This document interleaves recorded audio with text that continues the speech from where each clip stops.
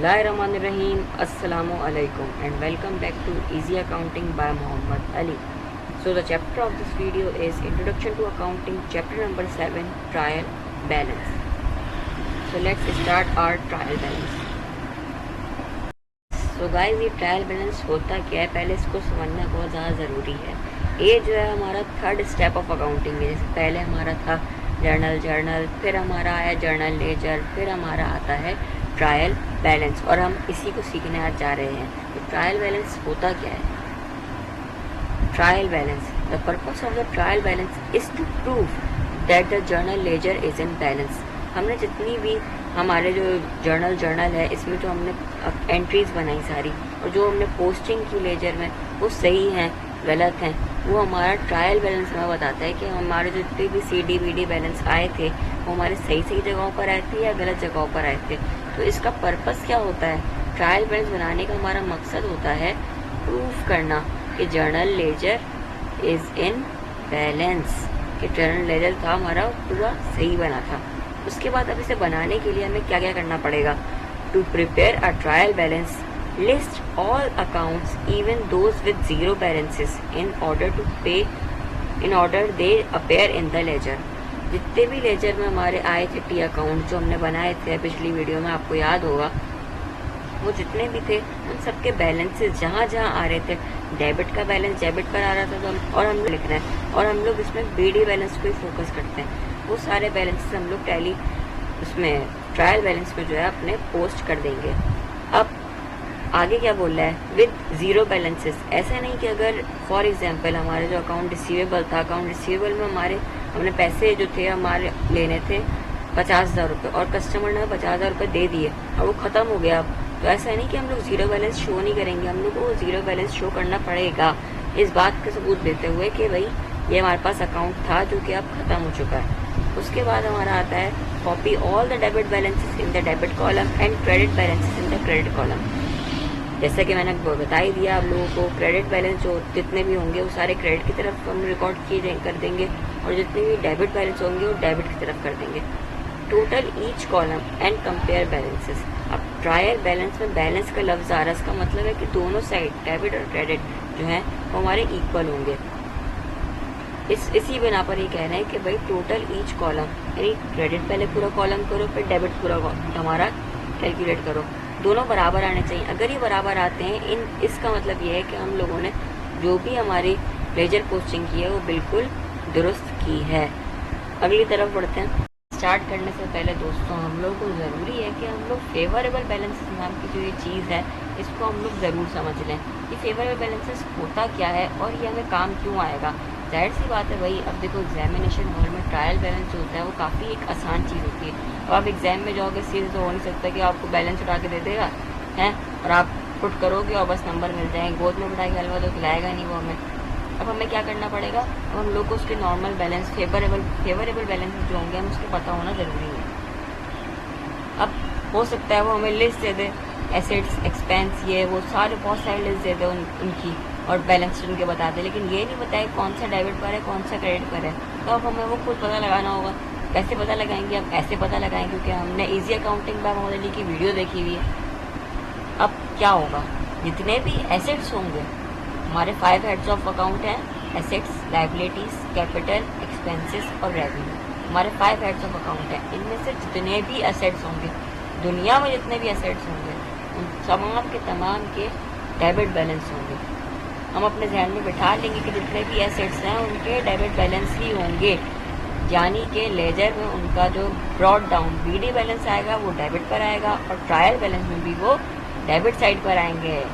और क्रेडिट पे अब क्या होता है?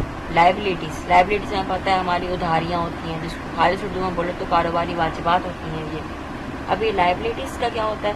लायबिलिटीज़ जितनी भी होती है उनका क्रेडिट बैलेंस होता है।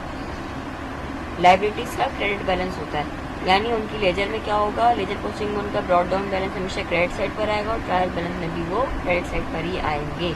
अब कैपिटल हमें पता है क्या होता है? जो भी हमने इन्वेस्टमेंट की है कारोबार के अंदर, जो भी हमारा सरमाया है वो हमारा कैपिटल होगा, और कैपिटल की नेचर भी क्रेडिट की होती है।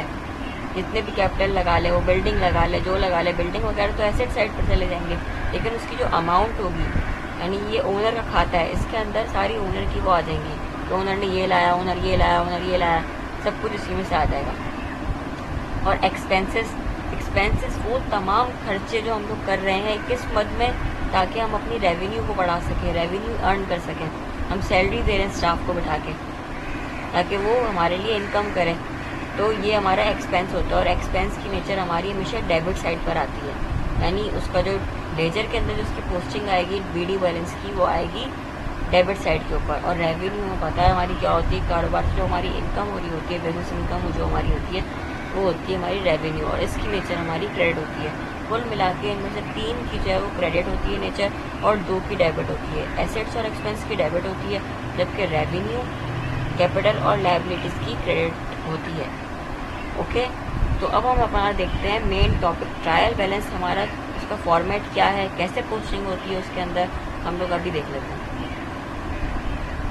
हाँ, तो भाई अब हमारे सामने जो ये रखा हुआ है ये ट्रायल बैलेंस है। अभी ट्रायल बैलेंस का हम सबसे पहले हम लोग फॉर्मेट देख लेते हैं। सबसे पहले जो होता है हम लोग ऊपर कंपनी का नाम लिखते हैं, इसमें मैंने एग्जांपल के तौर पे ABC कंपनी ली है। उसके बाद जो आता है हमारे पास ट्रायल बैलेंस की हेडिंग आती है, इसके बाद एक और लाइन होती है, इसके अंदर हम लिखते हैं कि हमारा कौन सा महीना एंड हुआ है, कौन सा साल एंड हुआ, उस हिसाब से अकाउंटिंग ईयर के हिसाब से हम लोग for the year end date for the period, कुछ भी हो सकता है, वो हम लिखते हैं। उसके बाद पर्टिकुलर्स होता है, जिसके अंडर हमारे अकाउंट्स हेड आते हैं, मशीन, बैंक, जिन के हमने लेजर अकाउंट्स बनाए थे उन तमाम के नाम इधर आ जाते हैं।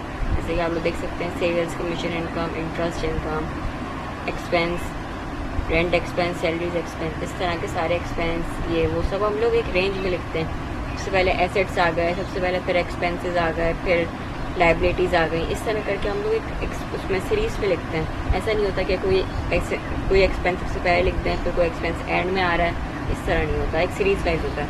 उसके बाद यहाँ पर आ गया हमारा डेबिट, यहाँ पर क्रेडिट, और लेजर फोलियो यानी किस तरह हमने कहाँ से उठाई है, लेजर की कौन से उठाई है, हम लोग यहाँ पर वो लिखते हैं। आमतौर पर कोई काम नहीं होता, ज़्यादातर काम इन दोनों का और इसका होता है। सबसे पहले हम देख लेते हैं कि हमारी मशीन अकाउंट है। मशीन अकाउंट आपको पता है एक एसेट्स होती है, और अभी हम लोगों ने पढ़ा है कि एसेट का नॉर्मल बैलेंस डेबिट होता है, और इस पर भी देखें आप डेबिट बैलेंस ही आ रहा है। और कितना आ रहा है इसमें, 1,50,000 रुपये का इस वक्त 1,50,000 का हमारे पास डेबिट बैलेंस आ रहा है। और फिर दूसरा हमारे पास है बैंक का हमारे पास 5 लाख रुपीज़ हमारा डेबिट बैलेंस, हमारे बैंक में 5 लाख रुपीज़ डिपॉजिट हैं।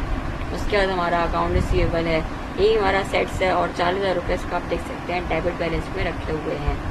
इसके बाद हमारी तमाम तर लाइबिलिटीज़ हैं। फिर हमारा कैपिटल है जो कि 6 लाख रुपए क्रेडिट साइड पर है, क्योंकि हमें पता है कि कैपिटल की नेचर क्रेडिट होती है। उसके बाद हमारे तमाम तर एक्सपेंसेस हैं जो कि हमारे क्रेडिट साइड पर जा रहे हैं, और उसके बाद हमारी रेवेन्यू है जो कि हमारी क्रेडिट साइड पर आ रही है। अब आप ये सोच रहे होंगे कि मैंने ये जगह खाली क्यों छोड़ी है, तो देखो बेटा, ट्रायल बैलेंस में जो ये मसला होता है ना, अक्सर आमतौर पर क्या होता है, फॉर एग्जाम्पल हम इसमें से मान लेते हैं कि ये 40,000 नहीं था, ये हमारे पास इधर हमारे पास तकरीबन 30,000 रुपये था, ठीक है। अब एंटर हमने दबाया तो आप देख सकते हैं कि अब ये टैली नहीं हो रहा। 7,95,000 7,95,000 क्रेडिट पर तो आ रहा है, लेकिन डेबिट बैलेंस पर हमारा 7,85,000 आ रहा है। 10,000 रुपये की गलती हमने कहीं कर दी है। अब हमने यहाँ पे कहीं ना कोई एरर कर दिया है। हमने हमारी तमाम तर पोस्टिंग जो थी, हमारी लेजर पोस्टिंग, वो हमने सही नहीं की है। अब हम करेंगे क्या, अब कुछ ना कुछ हल तो निकालना ही पड़ेगा ना।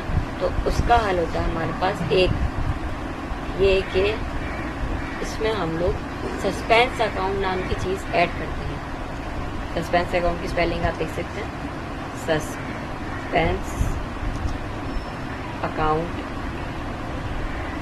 सस्पेंस अकाउंट आ गया। अब सस्पेंस अकाउंट को हम उस साइड पे लिखते हैं जिस साइड पर हमारी जो होती है कम होती है। जैसे हम पता है डेबिट साइड पर 10,000 रुपये कम है, तो हम इसको 10,000 रुपये से यहाँ पर लिख देंगे। अब हम देख सकते हैं हमारी जो दोनों साइड थी वो ट्रायल बैलेंस में टैली हो चुकी है। अब हमारा जो एरर था वो फिल वक्त छुप चुका है हमारा एरर।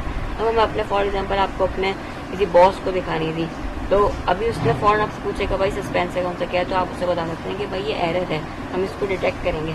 फिर हम इसको डिटेक्ट किस तरह करेंगे। अब ट्रायल बैलेंस के बाद एक बनता है एडजस्टेड ट्रायल बैलेंस। इसमें तमाम तर एरर जितने भी थे हमारे वो एंड में आए थे। कोई चीज़ हम रिकॉर्ड करना भूल गए थे, कोई चीज़ हमारी हम लोगों ने यूज़ कर ली थी लेकिन उसको प्रीपेड में रखा हुआ था। इस तरह करके फिर वो सस्पेंस अकाउंट के अगेंस्ट वो अमाउंट मैच हो जाती है और सस्पेंस अकाउंट को एंड में हमें ख़त्म करना पड़ता है। ये एक तरह का आप समझ लें एक रेलवे स्टेशन टाइप का है। जैसे आप कहीं से आ रहे हैं, आपने रेलवे स्टेशन पर रुके, गाड़ी फिर दोबारा चलनी है, ये टेम्परेरी अकाउंट होता है आपका। इसको आप वक्ती सहारा तौर पे ले सकते हैं ताकि आपका जो ट्रायल बैलेंस है वो टैली हो जाए। तो गाइस यहाँ पर जो है हमारी ट्रायल बैलेंस की जो इस वक्त की हमारी तमाम चीज़ें हैं वो हमने कंप्लीट कर दी हैं। मज़ीद कोई अगर आपके पास क्वेश्चन हो तो आप कमेंट बॉक्स में ज़रूर लिख सकते हैं, मैं लाजमी इसका जवाब दूँगा। और फिलहाल चैनल को सब्सक्राइब कीजिए, वीडियो अच्छी लगी हो तो थम्स अप दीजिए। अल्लाह हाफ़िज़।